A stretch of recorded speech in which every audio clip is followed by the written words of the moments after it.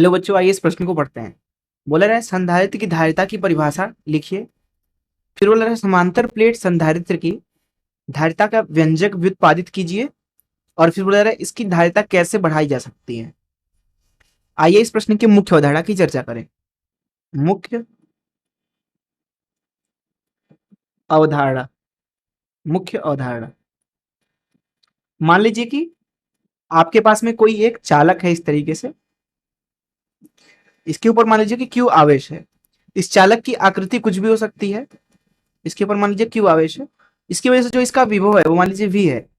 तो इसके लिए धारिता इस तरीके से बनाई गई है, C बराबर क्यू भागे वी। अर्थात अगर V विभव पे चालक के ऊपर Q आवेश रख सकते हैं तो उसकी धारिता होगी Q भागे V। तो इससे हम ये समझ सकते हैं कि जितना कम से कम विभव पे जितना ज्यादा से ज्यादा आवेश हम चालक के ऊपर बना सकते हैं, रख सकते हैं, उसकी धारिता उतनी ही ज्यादा होगी उस स्थिति में। क्योंकि एक संधारित्र का काम होता है हमें आवेश को देना, जितना ज्यादा मात्रा में वो अपने पास आवेश रख पाए उतना ही अच्छा है। लेकिन ज्यादा आवेश के लिए उसका विभव भी ज्यादा नहीं होना चाहिए, नहीं तो ज्यादा आवेश रखने के लिए हमें बहुत ही कठिनता से उसको आवेशित करना पड़ेगा, क्योंकि ज्यादा विभव से उसको जोड़ना पड़ेगा आवेशित करने के लिए, और ज्यादा विभव बनाना कठिन होता है। इसलिए हम चाहते हैं कि कम विभव पे हमें ज्यादा आवेश मिल जाए, इसलिए C का मान लिखा जाता है Q भागे V के बराबर। तो ये हो गया धारिता। बात करें अगर समांतर प्लेट संधारित्र के बारे में, तो उसमें क्या होते हैं, दो प्लेट होते हैं समांतर रूप में।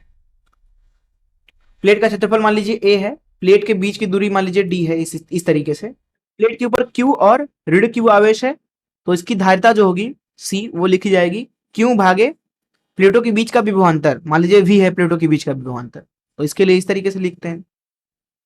तो ये दो चीजें पहले समझे आप। तीसरी चीज यहाँ पे ये समझिए इस तरीके से, कहीं पे अगर एक समान रूप से इस तरीके से विद्युत क्षेत्र है E, अगर आप विद्युत क्षेत्र की दिशा में इस तरीके से D विस्थापन करते हैं, विद्युत क्षेत्र की दिशा में D विस्थापन, तो जो विभवांतर उत्पन्न होता है अगर उसको डेल्टा V बोले, तो यहाँ पे ये डेल्टा V विभवांतर है इस तरीके से, उसका परिमाण लिख सकते हैं E गुणे D के बराबर।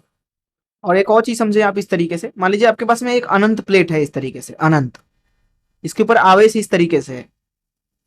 मान लीजिए आवेश प्रति एकांक क्षेत्रफल सिग्मा है, तो इस अनंत प्लेट के चारों तरफ कहीं पे भी विद्युत क्षेत्र जो होता है वो नियत होता है। अगर उसका मान लिखें तो वो होता है सिग्मा भागे 2 एप्सिलॉन नॉट के बराबर।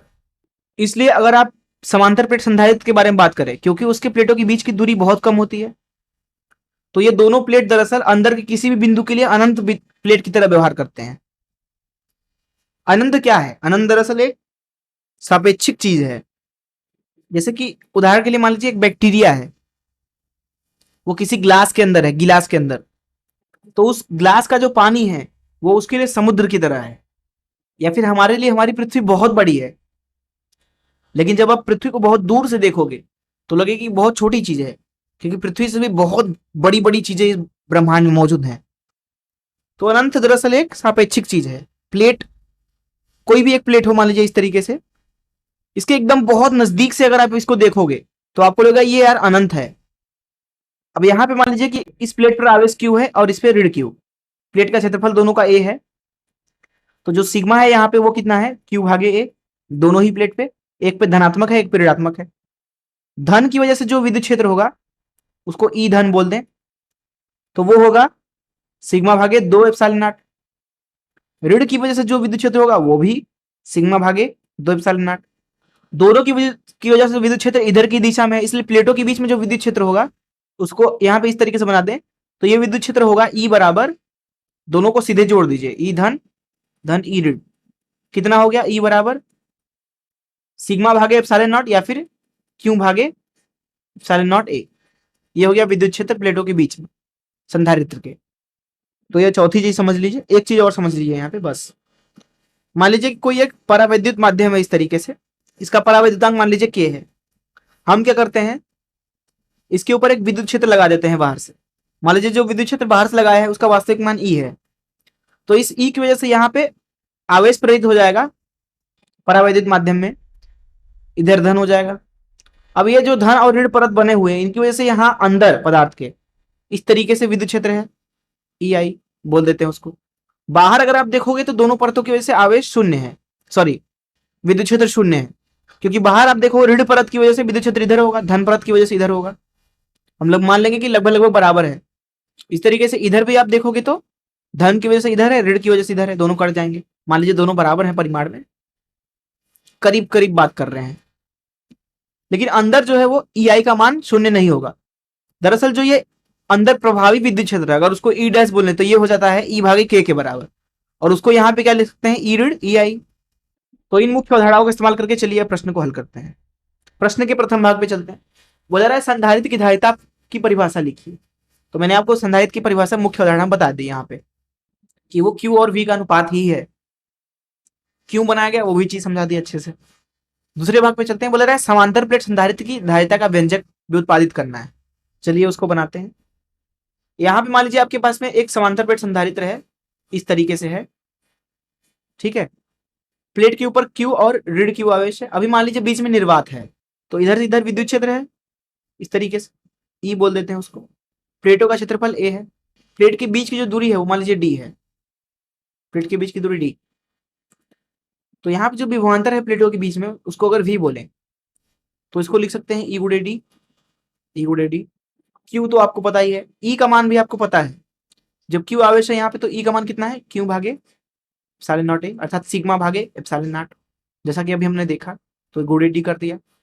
तो इसकी जो धारिता है वो लिख सकते हैं Q भागे V, जैसा कि अभी हमने बात किया मुख्य अवधारणा में।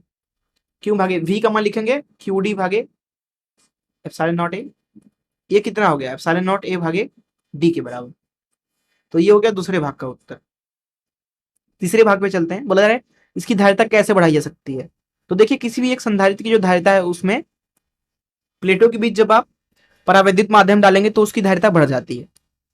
जैसे यहीं पे बीच में प्लेटों के निर्वात था, अब इसके प्लेटों के बीच में हम क्या करते हैं, परावैद्युत माध्यम डाल देते हैं। तो पहले प्लेटों को बना लेते हैं इस तरीके से। ये दोनों प्लेट हैं, अभी इन पे कितना आवेश है, Q ऋण Q। ये किसी बाहरी चीज से मान लीजिए अभी जुड़ा नहीं हुआ है, बैटरी से जुड़ा नहीं हुआ है, तो धारा जो है पूरी प्रक्रिया के दौरान शून्य है। तो Q क्या हो गया, नियत होगा प्लेटों के ऊपर।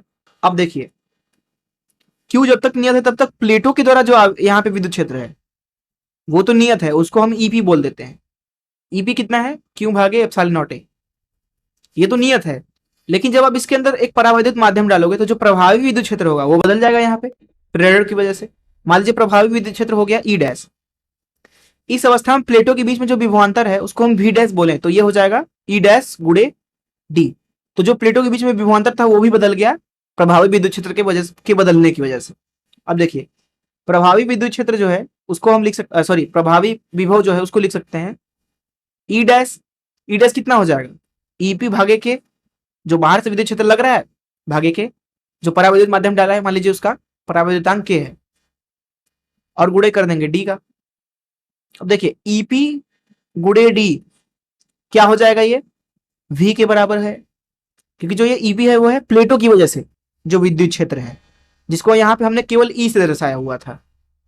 इसलिए EP गुणे D मतलब क्या, E गुणे D जो कि V है, अर्थात जब परावैद्युत माध्यम नहीं था प्लेटों के बीच में तब जो विभवांतर था वो, तो परावैद्युत डालने की वजह से यहाँ पे विभवांतर क्या हो गया, 1/k गुना हो गया। अब यहाँ पे अगर हम संधारित्र की धारिता लिखना चाहें, C डैश बोल देते हैं उसको, तो उसको लिख सकते हैं Q भागे जो विभवांतर है, विभवांतर बदल गया V डैश हो गया वो, जो कि क्या हो गया Q भागे V गुणे K। Q भागे V की क्या है यहाँ पे C है, तो जो नया धारिता है वो दरअसल पुराने धारिता का K गुना हो गया। इस तरीके से एक परावैद्युत डाल करके प्लेटों के बीच में आप उसकी धारिता बढ़ा सकते हैं। ये हो गया दूसरे भाग, सॉरी तीसरे भाग का उत्तर। मैं आशा करता हूं कि आपको इस प्रश्न का हल जरूर समझ आया होगा। धन्यवाद।